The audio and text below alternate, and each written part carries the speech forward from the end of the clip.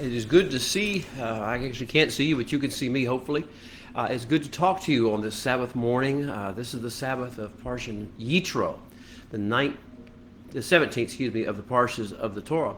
It is a significant Parsha in that this particular week we will be talking about what is known in Hebrew as Matan Torah, or the giving of the Torah. It is the most precious gift of the time of the Tanakh, the most precious gift to mankind that the Holy One could give, which is not only the sound of His own voice speaking in your ears that you can hear, that you can respond to with true tone, but also the declaration of His will and His plan for mankind, and His instructions, His rabbinical, as it were, or fatherly or shepherding instructions as to how we can live this life most effectively and have the greatest level of impact according to His grand plan of redemption and restoration and hope for mankind and for all of creation. Well, it's good to have you with us. I welcome you. I ask you, if you're joining with us, would you let us know you're here?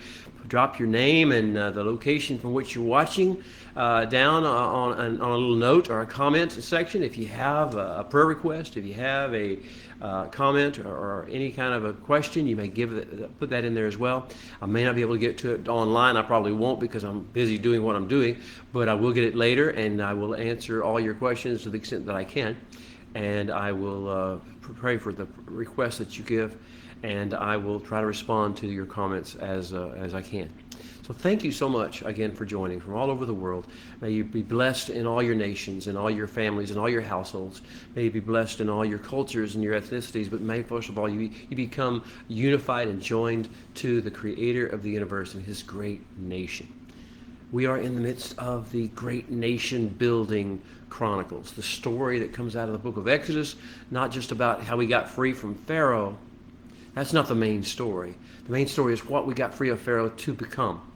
We got free of Pharaoh to become a great nation. Matter of fact, not just a great nation, the great nation that the Holy One had promised He would bring forth from the seed of Abraham, the seed of Yitzhak, and the seed of Yaakov. It's one He's been promising since Genesis chapter 12 at the very latest. In that process, He's been saying, I'm going to make you a great nation. I'll make you a blessing. You will be blessed above all, and you will become a blessing to every family on the face of the earth. Well, this is that portion of the Great Nation Chronicles. So we'll be talking about Exodus chapter 18, verse 1 through Exodus 20, verse 23. And like I say, we call this the Parsha of Matan Torah, the giving of the Torah. It's an installment in the Great Nation Building Chronicles, because without the Torah, there is no great nation. The Torah is the foundation stone. It is the constitution. It is the guiding light of the great nation. Without the Torah, the great nation cannot come forth, and it cannot subsist, and it cannot change the world the way it's designed to do. So, the Parsha of Matan Torah, Bachu et Adonai HaMavarach. Blessed is the one, are you, O Holy One, who is the blessing, the source of all blessing. Baruch Adonai HaMavarach Le'olam Va'ed. Baruch Atah Adonai Eloheinu Melech HaOlam Asher Bakar Banu Mikol Ha'amin V'natan Lanu Et Torato. Baruch Atah Adonai Noten HaTorah. Yes, we bless you, Holy One, in your seat in the heavens. We bless you as you interact with us on earth. We bless you in the words of your mouth. We bless you in the works of your hands. We bless you in the heavens as you reveal your majesty in them. We bless you in all things, and may all the words that we speak and all the conversations that we have, may they be a blessing unto you and to this creation, this world that you have created for your own glory and for your own divine purposes.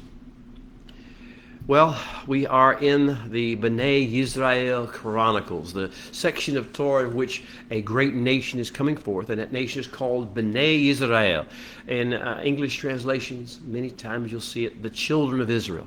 It gives a kind of a wrong impression, I think. B'nai Yisrael is the seed, the sons, the offspring, the reproduction of Israel. We're going to be like unto Yaakov, or Israel in his latter days, whenever he was blessed by the Holy One. So our challenge this week, we have a particular challenge that we get Each week we study the Torah. Each week of these parshas presents a series of challenges, but primarily one main challenge each week. And our main challenge this week will be deciding if we will do the will and follow the ways of the one who created and sustains us. I'm going to repeat that. If we will do the will and follow the ways of the one who sustains us and created us.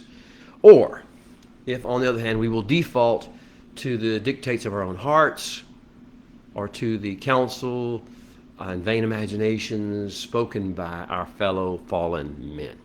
So we have two choices. Will we do the will and follow the ways of our Creator and King and Redeemer?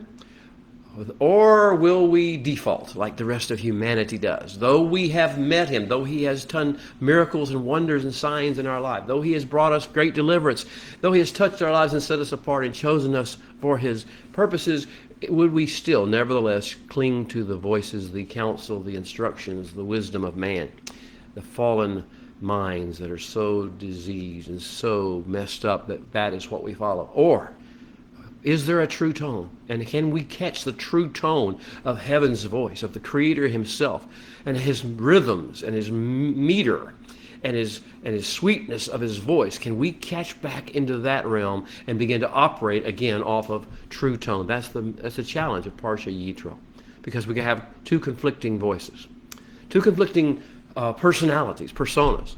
One, on the one hand, in this corner, you have Yitro, sheik of Midian. He wears two hats. He wears that hat, and he also wears the hat of Chotan Moshe. He is the father-in-law, many people would put it, of Moshe. He's the in-law of Moshe. He's Chotan Moshe. And so now we have these two hats, and every time a human being, and we can't help it, we wear multiple hats at all times, and those hats determine that we have conflicting agendas, because our agenda for one hat may be one thing, but our agenda for another hat may be another. So what we have is the voice of man is always modulated. It's always tweaked by virtue of the frame of reference that we have, the life experiences that we have, the attitudes that we carry, emotionally, the emotional wants and needs, and the fleshly appetites that we are responding to on the one hand, and then modulated as well by the different roles that we play in this room. So Chotan Moshe is a far different role than Kohen Midian, the sheik of Midian, or the representative of the nation of Midian. And so Yitro is going to come to us, and who knows what his motivation is. I'm not saying he's a bad guy, but he's a human being, and he's a human being come out of town who doesn't understand, who hasn't walked with us out of the sea of reeds. He hasn't walked with us through the store cities that we built and abandoned and left like ghost towns in Egypt. He hasn't heard or felt the whip of Pharaoh's minions upon his back. He hasn't heard the laughter and the mocking aimed at him the way we did. And so he's going to come in, and with his hats on, he's going to speak what looks like good wisdom, and it may be good wisdom in many ways. It is not the voice of our Creator. It is not the voice of our King. And so we're going to learn to distinguish, because the Holy One wants to contrast his voice, which is chapter 18, with the voice of his own heart, his own soul, his own being, his own essence, which is found in chapters 19 and 20, the latter two chapters of Parsha Yitro. Oh, what a contrast it is. What a sweet voice the Holy One speaks. And though our ears may not be ready to hear it, though our ears may rebel at the power that's in the sweetness. See, it's sweetness, but it's sweetness with such power, with such energy, with such passion, with such fire, with such lofty beauty that it comes at us, that our fleshly body may not be able to respond to it well. But oh, are we hooked? Will we be addicted to his voice? And will we learn, therefore, not to let the modulations of men affect us quite so much? That's our challenge in Parsha Yitro. And it is important that we learn the voice of the Holy One so far exceeds the voice of any man, wearing whatever hat he may wear. A governmental hat, a religious hat, a relational hat, a science hat, a medicine hat, an educator hat, any of those things. An entertainer hat, an informer hat, it doesn't matter what hat a human being wears. He's conflicted because he wears multiple hats and he has multiple agendas. But not the Holy One. The Holy One has one voice. He speaks in one tone. He speaks with one rhythm. He speaks with one light force. And that light force comes into us and transforms us. That is the beauty of his voice. Can we choose it over the voice of men? Whoever has your ear will have your heart. So be careful to whom it is that you give your ear, beloved. Well, last week we talked about the Hallelujah Shir, the great song of the sea. We also talked about some of the shepherding tools that our great Creator and King and the Holy One who delivered us from Egypt is using. We talked about the bread and how he feeds us and gets us where we learn that he is the source of all of our food. And the same thing with water, that he is the source of all of our water. And we learned something he taught us last week called a huk umishpat. English, I think it reads, ordinance and a law and an ordinance or something like that, a statute and an ordinance. Well, English has a hard time interpreting Hebrew.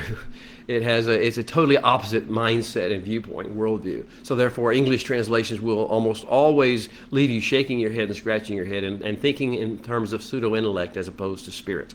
And so there is something spiritual behind huk umishpat that is not caught in statute and ordinance. What he did say is, when to the extent you shema my voice, and shema, treasure my brit, my pathway that I have carved for you. To the extent you do that, if, as, when, and to the extent you do that, then you will find I am the Holy One, your healer. To you I will be a healer, a redeemer, a restorer. I'll be a source of life, health, and peace. I'll be the one that is going forward before you, following behind you, all around you, bringing forth healing and restoration in that process. Now, that's what he said. And so he said this huk umishpat has to do with us shemaing his voice, learning not to confuse his voice with the voice of men, or the voice of religion, or the voice of politics or government, or the voice of education or science or entertainment. His voice is a unique voice that has an energy in it. We call it kedusha.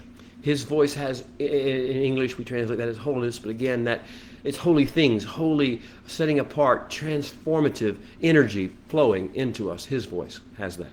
So we learned that these tools were being released over us, and this is the rest of this wilderness journey that we're on, is about learning how to flow with and respond to those tools, learning how to respond to his voice instead of responding to our flesh, or what we think would be right, what somebody else tells us is right or appropriate, what somebody tells us is wrong. Instead of doing all that, we respond to his pulsing voice and his energy, and we flow in the direction of his healing and his restoration and his redemption. If we're not going toward healing and restoration and redemption, we're taking the wrong path, following the wrong voice, and our heart has been lured away by someone who may have meant well, but they are deceiving. So that was last week. This week, we will, amazing, we have so much to cover. We will cover not just a little bit of Yitro. We're going to talk about what Yitro brings to the table and how he's always focused on the fruit of the tree of the knowledge of good and evil. What's wrong? It's not good that you do this. It's not lo tov, which is the serpent's way. It's lo tov that you're doing this. You need to do it a different way. You need to organize. You need to delegate. You need to institutionalize. You need to separate all this stuff out and categorize it and compartmentalize it and make it religion and a hierarchy of authorities. Well, that's the Yitro way. We're not going to talk much about that because we got so much more to talk about. We learned that there's a contradistinct voice, a different kind of voice. And this voice is a calling upon our lives, a beautiful calling. He says, if you shema my voice and shema my covenant. And what the same words basically he took back at Mara and the huk umishpat. If you shema my voice and shema my covenant, then you will be to me am segula, a segula, a treasure, special treasure people from among all the nations. Key, because all the earth is mine. I hope you grasp that all the earth is mine aspect, not just from the standpoint of his possessory claim, but from the standpoint of it is because all the earth is his that he makes us into a special chosen people, a holy nation. Because we are designed to infiltrate and bring his message to all the world, which is his, but they just don't know it yet. And so he will, he said, and you will be a kingdom of priests, a mamlaket kohanim. You will be, as Yitro was a priest for Midian, as he was the representative and ambassador and emissary of that pagan nation, so you will be emissaries, delegates. You will be my ambassadors of the kingdom of heaven to earth. You will be that, and you will become my holy nation, my nation, Goy Kadosh in Hebrew, which energy flowing, pulsing with the Kedusha energy of heaven. The same energy that fills the four living creatures in the heavenly courts and fills the 24 elders and fuels and fills and moves the angels and the seraphim and the cherubim and fuels the songs that sing, holy, holy, holy is the Holy One, God our Almighty. The whole earth is filled with his glory. We will have that energy. You will be a Goy Kadosh. If, as, when, and to the extent we do the things which are to Shema, the voice of the Holy One, and Shemar, his covenant, and Asa, the words that he speaks, build them, make them come into reality. Asa doesn't just mean to do them like, you follow orders. Asa means to take something like a blueprint and an idea of an architect and build it and make it functional and invite people to see its beauty, but also to see its functionality and participate and receive of its functionality. Well, that's this week. We will learn the threefold calling, and then he will pour out again and above and beyond all that, the actual Matan Torah experience. He will begin to speak, and in the ears of all the men, the women, the children, the foreigners, the mixed multitude, all that have come to Sinai, will hear the 10 words, Aseret HaDibrot, the 10 foundation stones or the 10 pillars upon which the kingdom of heaven rests. These are pillars. We have to build in the walls. We have to build in the curtains. We have to build in the functions. We have to build in the divisions, the separations of the house. We have to be doorkeepers with that, but the pillars will be given, these 10 pillars. And boy, this is one of those areas where the Western mind in particular and theologians' mind in general has really gone off the deep end. They've called these 10 commandments, and we've sort of gotten used to call them that.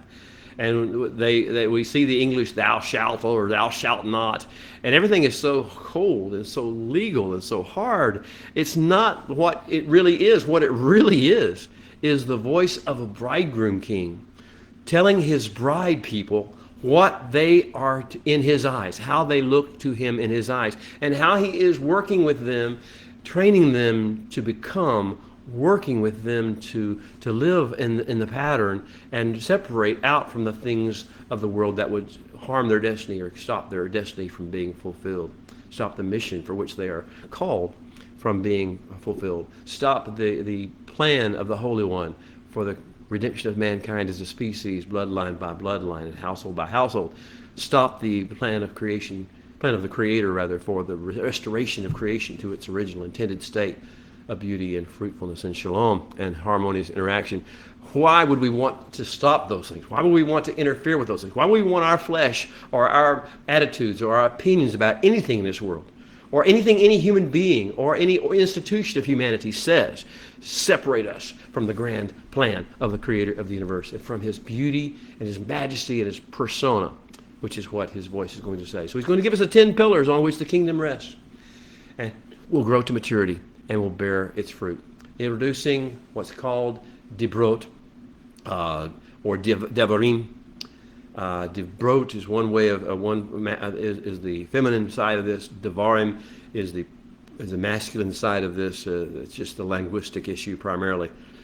But these ideas are substantive things. Debar. Debar is actually a word that's taken from the Hebrew that means to buzz like a bee. To be a bee, to buzz like a bee. To have a warning, but yet to bring forth the sweetness of the honey. And that's what the Debrot, the Devarim are designed to do. It carries with it a bit of substance to it that hits you kind of hard. But yet it is what allows the sweetness of the honey to flood over your life and into your world, out of your life. Well, that's going to be this week, and it's a pretty dramatic turning point in what our revelation stream has been. It's going to shift after this week. It's going to go into hosting the abiding presence. The focus of the rest of the book of Exodus, of Shemot, is going to be on hosting the abiding presence of the Creator of the universe. We are never supposed to do this alone. We're never supposed to think that somehow we got his instructions, now we're going to go out and do the stuff. No, he must dwell within us. He must shakan. He must come and live within us. He must abide within us. And his abiding presence is what empowers and inspires and motivates us to carry out the mitzvot, or the instructions, or the debrot, or the devarim of the Holy One. So we're going to learn the rest of the book of how to host the abiding presence. We'll learn about the tabernacle, the mishkan, as it's called in Hebrew. This great structure in this desert that is uniquely designed to be an antechamber of the kingdom of heaven, an embassy, as it were, of the kingdom of heaven upon the earth, and to teach people courtiership, how you come to the courts of the king, and how you behave, and how you respond, and how you deal with the fact that the Holy One has set up protocols for us, as he has with the 24 elders and the 4 living creatures, as he has with the seraphim and the cherubim and the angelic host of heaven. Yes, we are going to learn that, and we're going to learn how to carry in ordinary daily life the glory, the majesty, the beauty of the King into ordinary life, into situations of controversies and questions and challenges. It's more important than just having the right answer, like Moshe is trying to do at the beginning of this Parshan, when he's standing, or he's sitting, and everyone's coming around him for asking questions about how to do this and how to do that, and what's the right thing here, and what's the right thing there. That is one thing. It's a wholly different thing when you carry the actual glory of the Holy One himself. That's what he wants. He wants us to carry his majesty, his glory, his persona. He wants us, when we speak, to speak with his tone of voice, to speak with the sweetness but yet the power, not to use words in vain, not to use words like human beings use words and have mixed meanings and that sort of mixed signals. He wants our voice to be his voice. He wants our facial expressions to reflect his facial expressions. He wants our tone and our body language to be like his. He wants them to see him in us. He wants people in the world to see him in us. So he will introduce 2 things in the latter part of the book, and we'll get to it next week and the week after. The first one is mishpatim, of how he would actually, instead of Moshe telling him what to do, the Holy One himself will tell us what to do in given situations, different fact situations. And the second thing is he will introduce us to community, communal, kingdom avodah, service. Worship, some people call it. What it is being responsive to the call, the directions, the activities, and the majesty of the Holy One, and being a servant. And I think of the picture you can best see of avodah is what the seraph did with Isaiah in Isaiah chapter 6. Whenever Isaiah felt he was undone, he was a person of unclean lips, and he dwelt among a people of unclean lips. The Holy One, the angel, the seraph, went to the altar, and he brought a coal from the altar, and he put it on the lips of Yeshayahu, also known as Isaiah in today's world. And he cleansed those lips, and that changed everything about Isaiah's approach and attitude. And he eventually wound up saying, I will go. Who will go? I will go. Here am I, send me. Well, what the seraph did is avodah. Was it worship? Yes, because he was honoring the majesty of the king and his plan. Was it service? Of course it was. It's all the one and the same. Avodah, service, and worship all flow together. Well, that's what we'll do the rest of the book, but today we have some time to talk about Parsha Yitro. I want to talk to you just for a brief moment about the critical lessons of ear discipline. Ear discipline, how we use and don't use our ears. Who, as I said earlier, whoever has your ears, whoever you allow to have your ear, will also have your heart. You may hate them, you may love them, but you will be so obsessed. They will live rent-free in your mind and in your heart if you let them talk into your life. So this idea of ear discipline, learning how to discipline your ear, who you will listen to, what you will listen to, how you will respond to what you listen to. Ear discipline. I know the Holy One's calling us all to recalculate and go back to ear discipline. He wants us to listen to his voice. He wants us to focus on what he is saying and what he is doing, what his plan is.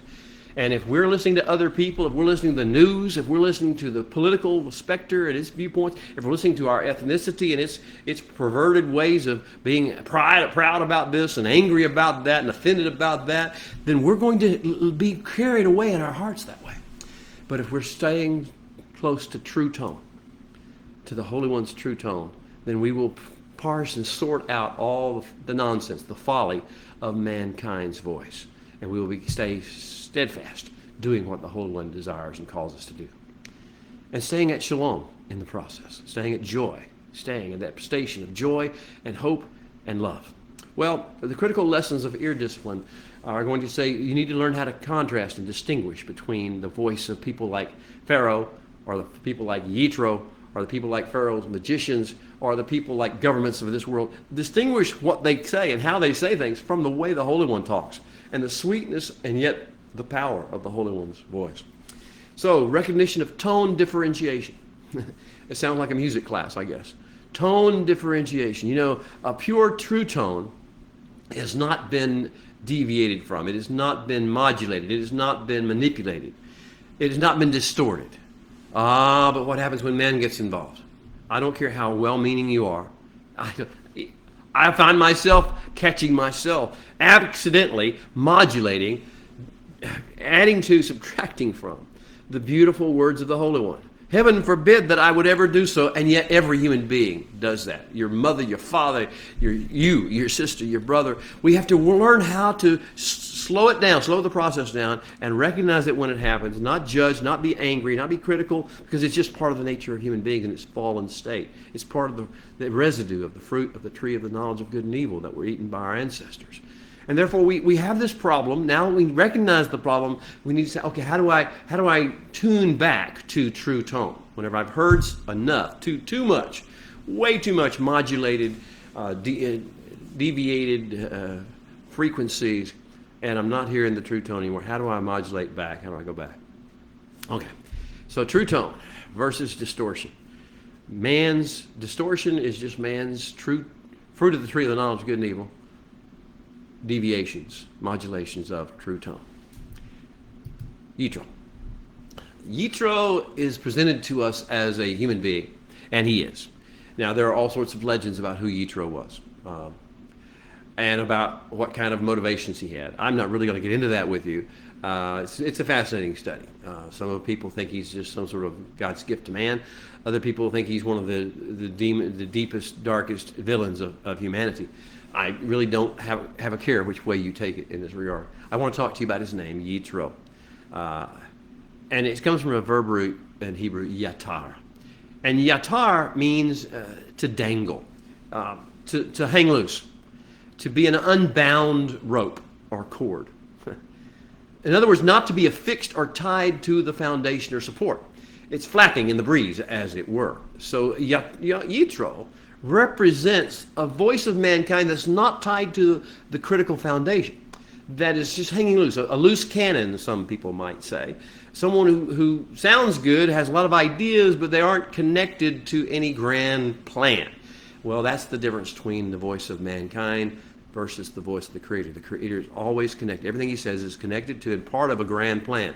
And that grand plan is of redemption and of restoration, and of keeping the ecosystem that he created flowing and healing the wounds and healing the scars over a course of generations, as the case may be, as necessary, in order to bring about a continuation of the ecosystem until he can bring about the ultimate plan of Edenic restoration.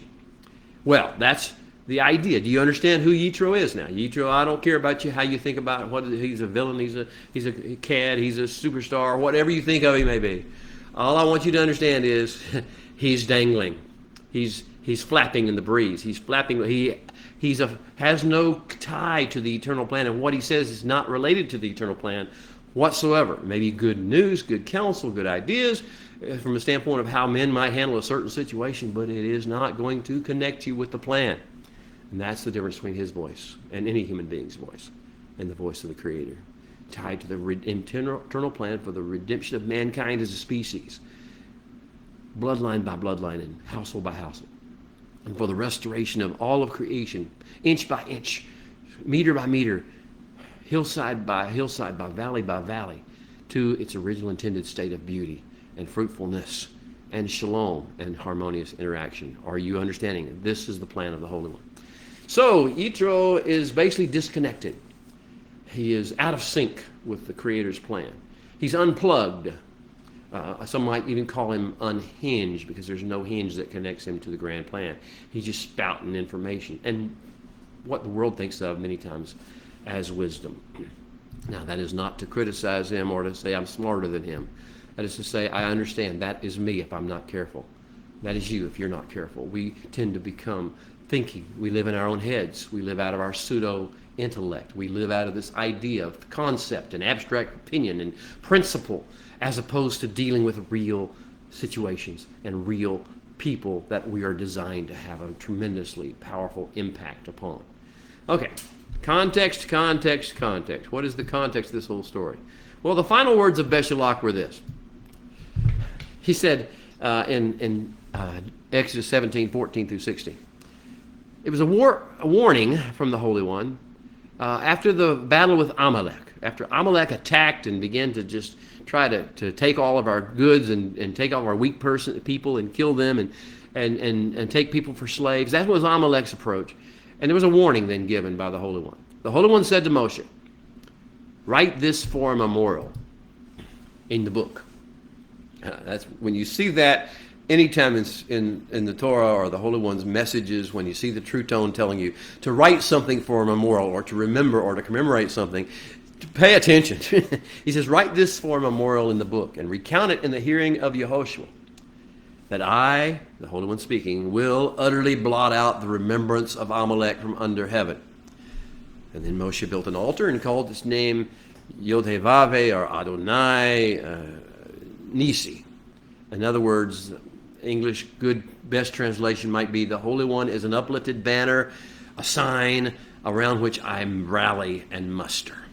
The Holy One is the uplifted sign, the uplifted one, the banner, the rallying point around which I rally and our nation musters. Well, that's what Yod-Heh-Vaveh Nisi means.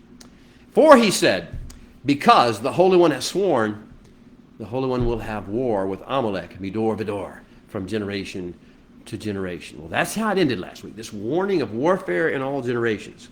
If you don't understand that, well, you won't understand why it's important to distinguish the two tone of the Holy One from the voices of men, because we are at war. There is this level of warfare. It comes in different levels, at different stages, but we're always subject to this process of warfare. And the Holy One wanted to warn us in Parshan Beshalach, at the end of Parshan Beshalach, that everything we do, we should be at a state of alert. We should be at a state of readiness. We should be a state of listening and tuning in to our communication system so that we know what is happening. This is our warning of war. We will, in our lives, because of our calling upon our lives and the way the Holy One has worked in us, we will experience and we will traffic in the richest forms of love that the world has ever seen. I want to say that again. We are called to, and we will experience, and we will traffic in, as a nation and as individuals, the richest form of love that the world has ever known. I hope you hear that and your heart is melting and you're saying, that's what I was born for. That's what I'm here for. That's what I want. That's what I want more than anything. More than I want to complain about the government's actions. More than I want to complain about this scientist's lies. The more I want to do any of that stuff, I want to experience and traffic in and show to other people and model the richest form of love the world has ever known. Now, that is our calling. But there is a caveat that goes with that. We will also experience, and we will have to learn to deal with and navigate around and navigate through, and then patiently, responsibly overcome the heaviest levels of hatred of which fallen and corrupted human beings under the influence of unclean spirits are capable. We will have to learn to deal with and navigate around and through and patiently, responsibly overcome the heaviest levels of hatred of which fallen, corrupted human beings under the influence of unclean spirits are capable. I don't want to scare you. I do want you to be alert. I do want you to be awake. The Holy One has made this very clear. That's how he ended Parsha Beshalach. The song of our freedom, the song of the sea, the sweetness of the water after he transformed it at Marah, the fact that he gave us water from a rock at Rephidim, the fact that he defeated our enemy Amalek, or allowed us to participate in that battle at Amalek and win, that is all past. But here's the future. The future says you will deal with love, but you will deal with hate. And you will deal with enmity and be on your guard. Yeshua, the Master, said, be wise as serpents, but harmless as doves. This is that concept that we're talking about. And so we have this warning and we have this information.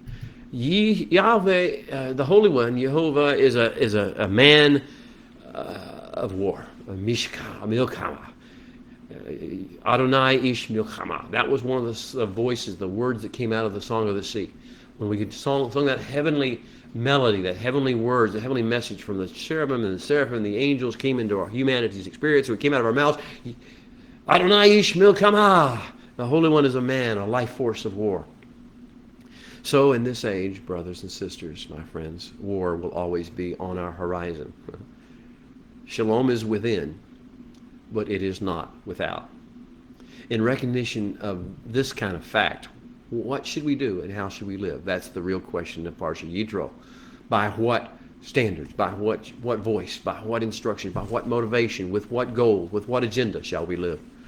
So we have certain things we'll have to learn, like how to determine the state of alert that we should be under at any given moment, what the general orders of the Holy One are. Now you know what those are. Love the Holy One your God with all your heart, with all your soul, with all your strength.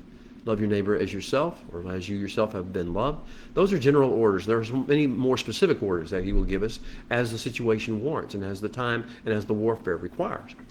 What are the components and colors of your uniform? How do we distinguish us, and how are we distinguished from other people? How do we look different? How do we act different? How do we dress different? How do we show ourselves as being different? What are the components and colors of our uniforms since we're at war?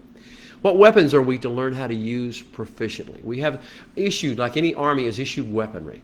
And they have to learn to be very proficient with those weapons. They don't have to learn all weapons, but they need to learn how to use the weapons they're issued. What weapons have you been issued? What tools and instrumentalities of impacting your world and bringing his glory into this world and his goodness and his love into this world and his healing and his restoration into this world have you been issued? What have you been given? Now, we know that we have general tools. Everyone has the tool of forgiveness and of mercy. Those two tools are critical. Learning how to mourn with those who mourn. Yeshua will go through the whole Beatitudes and all the things. Learning to seek first the kingdom of heaven and his righteousness in all situations, not right and wrong in our human viewpoint, not justice as the world may look at it. So we have these different things, tools we learn to use proficiently. And we'll have communication and briefing protocols. We'll have our standard around which we rally and muster. And then we'll have rules of engagement, both with hostile people and with the local people where we are. Warfare will come at us in multiple directions, presentations. Each will employ its own tactics and weaponry and will seek a different spoil, and our job is to know what is appropriate rule of engagement in regard to each one. But the only way we can know that, it's not a general rule. The way we can know it is to stay in communication with the Creator of the universe, to stay with true tone. Now, we all know that we are under warfare at all times. We should never forget that. Your children are under warfare when they go to public education or even religious education. Your children are under warfare whenever they go out and socialize in public. We're under warfare when we go to the grocery store or any kind of public event. You are under warfare. You're under intense warfare, so understand that. Well, let's read the blessing of the house before we actually touch the words of the Scripture today. The words that the Holy One has uttered. I would like to touch base and put ourselves in the right perspective. And so from Psalm 119, we read, as we do each week, "Open our eyes, O Holy One, that we may see wondrous things in your Torah, for we are but strangers in this earth. Do not hide your commandments from us. Our souls cry out for your judgments at all times. How can a young man keep his way pure? By living according to your Torah. For your word is a lamp unto our feet and a light unto our path, and the entrance of your word brings light and understanding to the simple. So make our spirits come alive, so that they may praise you, and may your judgments be our help." Well, the words of the Parsha begin in 18:1, Exodus chapter 18 and verse 1. Vayishma Yitro Kohen Midian Kotan Moshe. And Yitro, the sheik of Midian and Moshe's father-in-law, Shemad, he heard, he picked up on the vibrations. Who told Yitro what? With what mindset did he listen to it? What was told and how did it impact him? Why suddenly did it make him want to get up and come to our camp? He had not come to our camp at Sukkot, whenever we camped at Sukkot the first night of our freedom. He did not come into our camp at Etam when we finally found the pillar of fire and cloud. Before that, we had no way of navigating the desert. He did not come, he let us tend our own way. He didn't show up whenever we got to the Sea of Reeds, or Pi Ha-Hirot, and the Egyptians came. He didn't come to lend us a hand or be on our side. He didn't come whenever we walked through the Sea of Reeds. He didn't come whenever we celebrated the other side of the Sea of Reeds. He didn't come when we needed to have clean water provided to us in the desert before we got to Marah. He didn't come then. He didn't come to Rephidim to help us fight off the Amalekites. He didn't come. Why now? What has he heard? And why did he come now? With what motivations? With what purposes? Well, that's not to try to get you to judge me, Yitro. It's to try to say, why are people in your life right now? Don't get too caught up with their words or their high-sounding ideas. Look at who they are and what they've done and why they're doing what they're doing. And you should learn to trust the Holy One and love people, but trust the Holy One. Well, he heard some things, and so he comes, and it's a long story about what all takes place. He basically says, Lo Tov, what you're doing is not good. And he tells him, you need to set up a religious hierarchy. And he introduces them to animal sacrifices. The Holy One is going to tell them how to strategically and efficiently deal with the idea of the need of men to approach the Holy One through surrogates. That's going to take place later, but Yitro comes busting into camp with the idea of pagan animal sacrifices. Let's just kill some animals, and let's spread their blood around. And there's no instructions as to from the Holy One as to how to do this. So he introduces sacrament, and he introduces religious activity, eye-catching, show-producing, crowd-gathering activities, and then he introduces sacraments, and he introduces organizational structures and hierarchies and clergy versus this person and order, number focus. That's what he introduces. Well, that's not the most I guess flattering thing I could say about Yitro, but I want you to understand there's another voice that tells you another way, a better way, and that's what we're really going to focus on. Okay. So, we're going to hear the Holy One's voice, and he's going to tell us two main things. One is he's going to lay out the three aspects of our great national calling. We're to be an Am Segilah, a chosen, set apart, special people that he sets like as an heirloom that he sets up on a platform to show off, a table set before you, your enemies, a city set on a hill that cannot be hidden. He's going to show you off. He wants to show us off as an Am Segilah. And so this idea of that means we're going to have to look worthy of showing off. We're going to have to act and talk and emote worthy of showing off to the people as a model, as an illustration. So he wants to make us his Am Segilah. His second purpose is to make us his kingdom of priests, his Mamlakat Kohanim, and that means he's going to have us be ambassadors. Every situation we face, every conversation we engage in, every interaction we have in a marketplace or in the halls of government, wherever it may be, the smallest one on the playground, we are designed to be ambassadors of the Holy One to represent his heart, his ways, and his will into the world. And then we're to be his Goy Kadosh, the nation that exudes his holiness energy, that exudes the energy of the courts of heaven and the cherubim, the seraphim, the four living creatures, the 24 elders, the angels, all the beings before his throne. All right, so that is what our calling is. Now he's going to give us, in order to get the understanding of what our calling is and how we're going to implement that calling. It's just stunning, right? This is powerful yet sweet. And now he's going to say, now there are 10 basic things I want you to hang your whole kingdom around. I want you to hang around these 10 pillars of life. And most of it has a negative. So you need to tune out of this, tune out of that, tune out of that.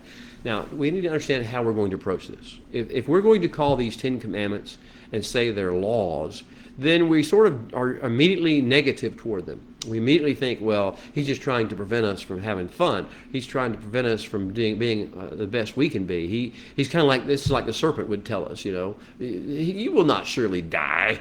He wants to not know him, not know anything, and he wants to keep you down. Well, that's kind of the way most theologians have taken these things, but not the Hebrews. The Hebrews understand this is 10 words of empowerment and enlightenment. It's like the bridegroom has spoken over his bride, says, I wish to marry you. I want to take you. I want to pledge my troth to you. Here's the bride that I see you as being. And here's how I'm going to treat you and empower you so that you'll be able to fulfill your highest potential in these 3 callings that I've given you. And it begins with, I am the Holy One, your God, who brought you out of the land of Egypt. Let's go to Exodus chapter 20, and we'll read this passage. This begins the 10 pillars of the kingdom of heaven that we are to build the rest of our lives and the rest of our households and bloodlines around, the rallying point of life. Chapter 20, verse 1, I will speak in the English, occasionally I may throw in the Hebrew. And the Holy One spoke all these words, these Devarim, saying, I am the Holy One, your God, who brought you out of the land of Egypt, out of the house of bondage. This is number 1. This is what many people call commandment number 1, but this is really the issue of the first foundational premise around which we're to build our life. He is the Holy One who brought us out, who yatsad us, who calls us to sprout forth, to come forth as a new life force out of the land of Egypt, out of the house of bondage. This is our story. This is the history. This is who we are. If we forget anything else, we can't go back to this process. He is the Holy One who brought us out. We build our lives around him and upon what he has done for us. Not about what theology or what political theories we may want to follow, what ideas of social justice we may have. We build it upon this. He is our God, and he has done this marvelous thing for us. He has brought us out of the land of Egypt, out of the house of bondage. And because of that, then we have the second corollary. The first corollary of I am, the Holy One, is, and you will have no other gods before me. That's verse 2. But it's all part of the same instruction. I am the Holy One, your God, who brought you out of Egypt, out of the house of bondage. Therefore, you are to have no other gods, al panim. No one is between your face and my face. Don't let them get in there. Don't let yourself get distracted. Don't let your eyes wander. Don't let your ears wander off and find some other people to listen to. Don't let your eyes get distracted by sports leaders or entertainers or politicians or movement heads or whatever it may be. Don't let that happen, or even people who you would love to model yourself after in the human form. Don't let these get in the way. Don't let anybody get in the way of your seeing who I am, he would say, and you're hearing my voice. I am the Holy One, your God, who brought you out. You are to have no other gods in front of my face. That's what it means in Hebrew. You are not to bring any of your other authority, your other ideas, your other concepts, your other structures of life, predispositions into my presence, my face. We're supposed to be alpane, face to face. He speaks many times of Moshe as the man who spoke to the Holy One face to face. As a man speaks to his friend. That's what the Holy One's saying here. I want you to be alpane with me. I want us to be paneh, alpane, face to face. I don't want other things distracting you and getting your attention off of me. 20 verse 4. And you are to make yourself no carved image, no brazen image, no formed, shaped image, or any likeness of anything that is in heavens above or in the earth beneath, or that is in the water under the earth. In other words, you are given creative energy. That is part of the human condition, that with Adam, with every other human being that's ever been born, I have instilled in you, the Holy One would say, creative energy, ability to create, to design, to decorate, to make things beautiful. I have given you that. Do not waste it. Do not use it on making other things of the earth. It's like the shepherd. You'd be like the magicians of Pharaoh. They could make frogs. Who wants frogs? There were frogs already. They could make crocodiles. Who wants crocodiles? The issue is, why are you making things that the rest of the world can make? You are designed to carry my creativity and use my creativity in ways that the rest of humanity could not do, that show the glory of the Holy One, that don't get caught up in images. It says you are not to bow down to, nor are you to serve them, to avad. You are not to serve any of these other ideals or principles or concepts or constructs. You are not to do that, or abstractions, or anything of the likeness above or earth. You are not to bow down to serve them. For I, the Holy One, am a zealous God, and I visit the iniquity of the fathers upon the children. I come to visit to see if it's still there, generation after generation, if you started with those who hate me. If you hate, reject, refuse the Holy One, then he'll keep following you for generations. It's not because he's angry or because he wants to hurt you or your generations. It's because he wants to cleanse your generations. His plan is always the plan of redemption and restoration. Verse 6. But I show mercy to thousands, myriads, to those who love me and keep my commandments, who treasure and cherish and then guard carefully my instructions for how to live life. The things that are going to be hanging on these 10 pillars. The first two we've seen, which is he is the Holy One our God. We're to have no other gods. And second of all, that we are to use our creativity for no profane or earthly purpose. We're to use our creativity to honor and glorify his name in all things. If you write stories, if you write poems or songs, don't do it for your own glory. Don't do it for money. Do it for the glory of God. He'll bless you as need be, as he can. He'll bless you financially. He'll bless you emotionally, bless you relationally. But here, that's not your goal. Your goal should be to honor the Holy One in all you do. So he shows mercy to myriads, those who love him who keep his commandments. And he says, verse 7, another one of these pillars is you are not to lift up, you're not to carry the name, the Shem, the character, the attributes of the Holy One in ways that cause it to be disrespected. I know it says you're not to, thou shalt not take my name in vain. And people think about it means cursing, and it can. Cursing, profanity is such a bad idea. It's such a disrespectful thing for creation. But let's just ignore that for the time being. Let's understand that the idea is if we're going to carry his name, then we need to carry it for his glory. We're people called by his name, then we need to carry his name with honor and treasure. I don't just mean whatever pronunciation of the vowels and the consonants we use. I'm talking about his attributes, his character. We need to carry those things into the world in ways that honor him, not judge people, not criticize people, not condemn people, not act arrogant or sarcastic or cynical in regard to life, but instead bring hope of redemption, hope of restoration, bring his environment of love, joy, hope, and peace and faith. Okay, so he says the Holy One will not hold him guiltless who takes his name and makes it a wasteland, makes it useless, makes his character and attributes disrespected by the world. Don't make his name disrespected by the world. It's not their fault if you do that. He says, commemorate actually would be the better. Zakar. Commemorate the seventh day. Do something to remember, to recreate the seventh day every seventh day. To keep it holy. The kacho, for it is holiness would be or he or it is holiness. It is energy. Commemorate the seventh day because in it is energy. Go do this. 6 days you are to labor and do all your work. This is the voice of the Holy One speaking. 6 days you are to labor and do all your work, but the seventh day is a Sabbath of the Holy One your God, not of Israel, not of the Jewish people. It is a Sabbath of the Holy One your God, and in it you are to do no work, neither you nor your son, nor your daughter. This is going to set you apart from the nations.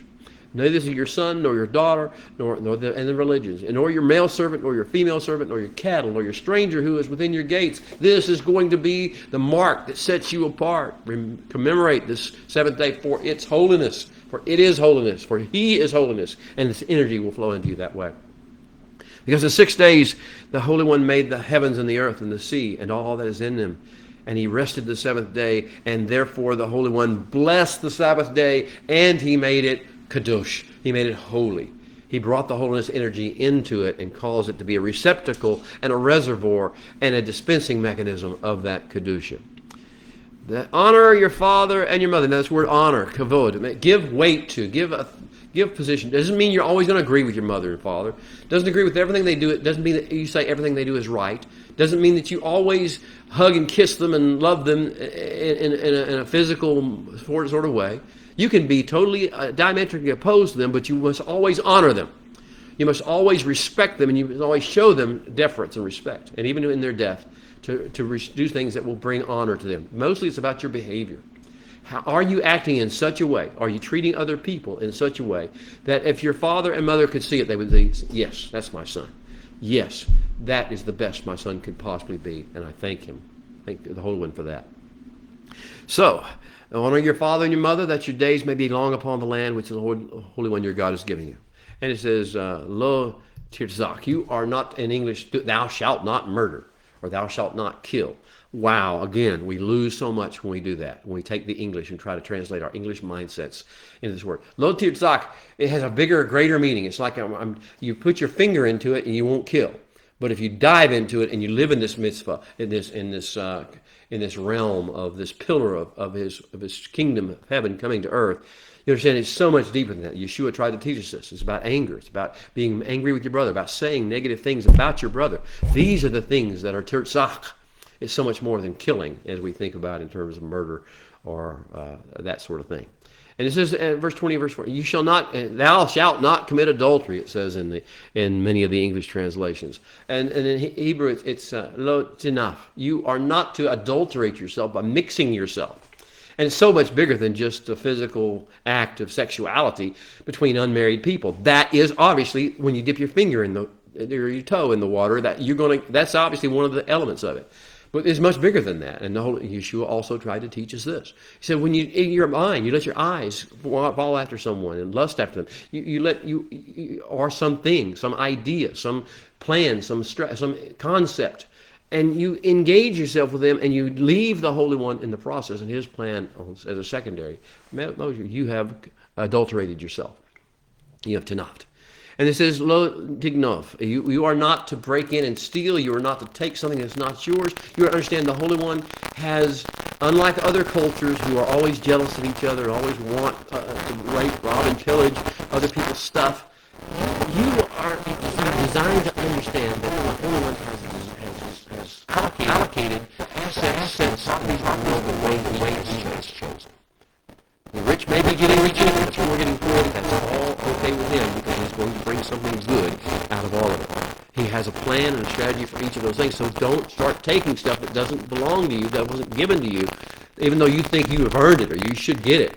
Don't loot. Don't pillage. Don't take things from other people. Don't be a taker. That's the thing about our pillar of the kingdom, is we're not takers, we're givers. It says, you are not to bear false witness against your neighbor. Your testimony is to be true. Careful what you say, because what you say will be determined. You carry this weight of gravitas in the kingdom. And the idea is that you would bring that gravitas to bear in every situation. You are here to bring about redemption and restoration, not to bring about guilt and condemnation. You are here to do things that will speak in terms that will actually bring about a sense of shalom and a sense of well-being in the world. Even though they may not have in the outside, in the internal being, they will have a sense of shalom. Okay, and you will not covet your neighbor's wife, lo tachamod. You are not to desire let your emotions, let your affections, let your desires, let your appetites, let your fleshly urges get out of control. You are not to be looking at other people's wives or their animals or their houses or anything and saying, man, I wish I had that. You're not to gauge yourself based upon what they have that you wish you had. This is a whole mindset. Your world will be different. You will not want their stuff. And they can know that. Only when they know you don't want their stuff, that you're not trying to take things away from them, or to take their wife away from her, take their animals away from them, take their houses away from her, take their freedom away from them. When they know that, then you can be the kingdom of priests and the holy nation. Well, I'm going to end it right there because my time is up, but I wanted to tell you, Shabbat Shalom. This is the issue of true tone. You've just heard the Holy One's, the reading of his word is true tone. Everything else that you're going to hear by men speaking, by religion speaking, by politics speaking, government speaking, educators speaking, entertainers speaking, whatever they are, realize they carry different hats and they have different conflicting issues, and they are not true tone. So always tune back into true tone. Shabbat Shalom. We'll see you next week. Amen.